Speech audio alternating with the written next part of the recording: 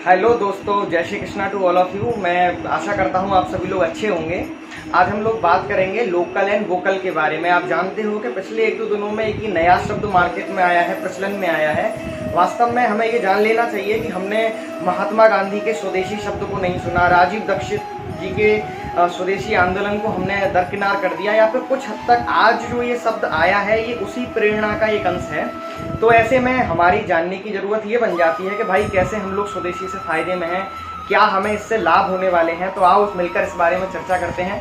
वैसे हम लोगों की पहचान ये है कि हम लोग किसी के बाप की नहीं सुनते, तो अच्छी बात तो ये होगी कि आज हम इनको तथ्यों से जानेंगे कि कैसे स्वदेशी हमें फ़ायदा करेगा। Om Triambakam Yajamahe Sugantim Pushtivardanam Urvarukamiva Bandhanam Mrityom Mukshiyamamrita। आप लोगों ने इस वीडियो को तो देख ही लिया होगा, लेकिन वास्तव में सच्चाई यही है कि हम लोग आज भी अपने कल्चर को अपनाने में शर्माते हैं और दूसरे देश के लोग इस पर गर्व महसूस करते हैं। तो वास्तव में हमारे लिए सोचने का आज विषय बन गया है।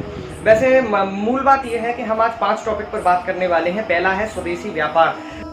जैसे जब हम कभी बाजार में कुछ सामान खरीदने जाएं तो हम एक छोटा सा प्रयास ये कर सकते हैं कि दुकानदार से पूछें कि भाई ये जो सामान आप मुझे दे रहे हैं क्या ये मेड इन इंडिया है। हम उसकी जांच पड़ताल करें, उसको परखें, उसको देखें। ऐसा पूछने भर से ये शब्द मार्केट में एक क्रांति की तरह फैल जाएगा। मेड इन इंडिया, भाई अब तो भारत की मार्केट में लोगों की आवश्यकता बन गई है कि वो भारत की बनी हुई चीज़ ही लेना चाहते हैं। तो इसका फर्क सीधे फर्क पड़ेगा मैन्युफैक्चरिंग पर, इसका फर्क पड़ेगा व्यापार जगत पर।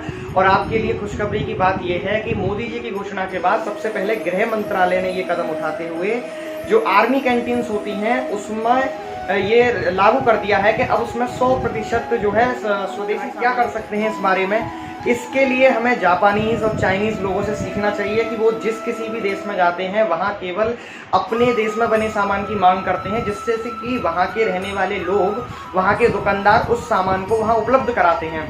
तो इस तरीके की क्रांति हम घर बैठे कर सकते हैं, आसानी से कर सकते हैं। इससे स्वदेशी व्यापार को प्रोत्साहन मिलेगा। अब दूसरा पॉइंट ये है कि ये जो स्वदेशी शब्द है या क्या ये केवल व्यापार तक ही सीमित रहता है? नहीं, ये तो कल्चर में भी घुस गया है। अब हम स्वदेशी कल्चर की बात करेंगे। सबसे पहले है क्या है उसकी बात करेंगे।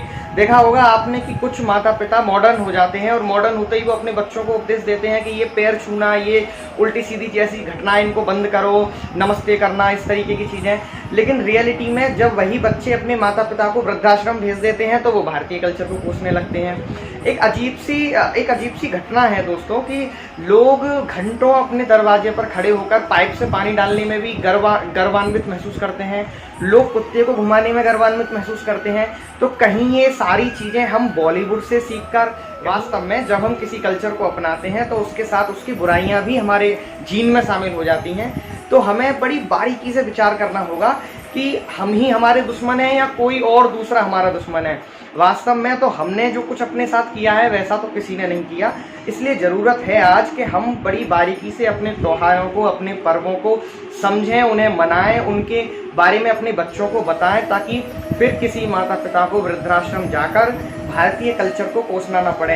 ऐसा ना कहना पड़े कि बेटे इससे नमस्ते करो, इससे नमस्ते नहीं करो, वो भला है, वो बुरा है, पड़ोसियों के घर मत जाने दो, उनसे मिलने मत दो, पड़ोसियों के बच्चे के साथ खेलने मत दो, क्योंकि आपका बच्चा फला जगह ट्यूशन पढ़ता है, आपका बच्चा थोड़ा ज़्यादा पढ़ा लिखा है, वो क्लास में फर्स्ट आया है।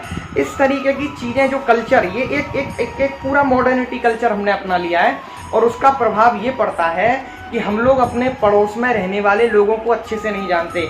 दिल्ली में और महाराष्ट्र में, खासकर मुंबई जैसे महानगरों में ऐसी कई कॉलोनीज आपको मिल जाएंगी जहां लोगों को ये नहीं पता कि उनके पड़ोस में कौन लोग रह रहे हैं, उनसे मेल मिलाप नहीं है, उनके बच्चे एक दूसरे को नहीं जानते। पता नहीं क्या एक अलग सी टेंडेंसी अपनाकर लोग भागे जा रहे हैं, एक दौड़ में चले जा रहे हैं। जिंदगी इस किस्म का कहीं ना कहीं पीछे छूट रही है और कारण है इसका विदेशी कल्चर। तीसरा सबसे बड़ा पॉइंट ये है कि हम स्वदेशी भाषा के विषय में सोचें। देखो आज चाइना अगर कुछ उन्नति कर पा रहा है तो उसके जो मूल में है उसकी भाषा है। जापान में भी उन्नति के पीछे उसके मूल में उसकी भाषा है।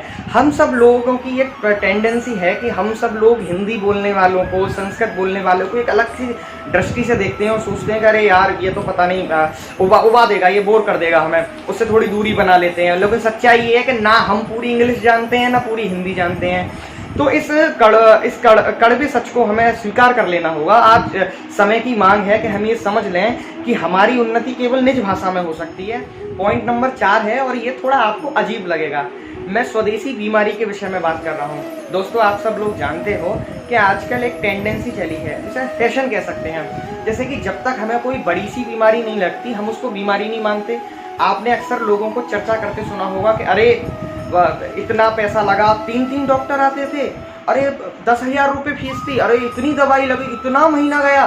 तो लोग बीमारी को भी अपने अभिमान से जोड़कर, अपने ईगो से जोड़कर ऐसे बखान करते हैं कि उन्हें कोई छोटी बीमारी नहीं हो सकती। तो बीमारी में भी वो अपना एक संतुष्टि ढूंढ लेते हैं कि ये मुझे बड़ी बीमारी लगी और उससे बड़े बड़े डॉक्टरों ने मुझे देखा, और वो आप उनसे मिलने जाओ तो वो बताएंगे कि उन पर कितना पैसा खर्च हुआ। आप किसी से दुख बांटने जाओ, वो वही बार जब आप किसी के पास जाएं तो इस विचार को एक बार फॉलो करके जाएं, देख कर जाएं, सोच कर जाएं कि वास्तव में ये सच है या नहीं। नंबर 5, ये बड़ा ही महत्वपूर्ण है। जब हम भाषा अपनी बदल देते हैं, जब हम व्यापार का पहनना, ओढ़ना, खाना पीना सब बदल देते हैं, तो हमारा जो कैरेक्टर है, यानी हमारी जो पर्सनैलिटी है, वो भी पूरी तरह बदल जाती है और हम एक विदेशी व्यक्तित्व बन जाते हैं, यानी कि स्वदेशी जो कल्चर है उसे हम भूल जाते हैं।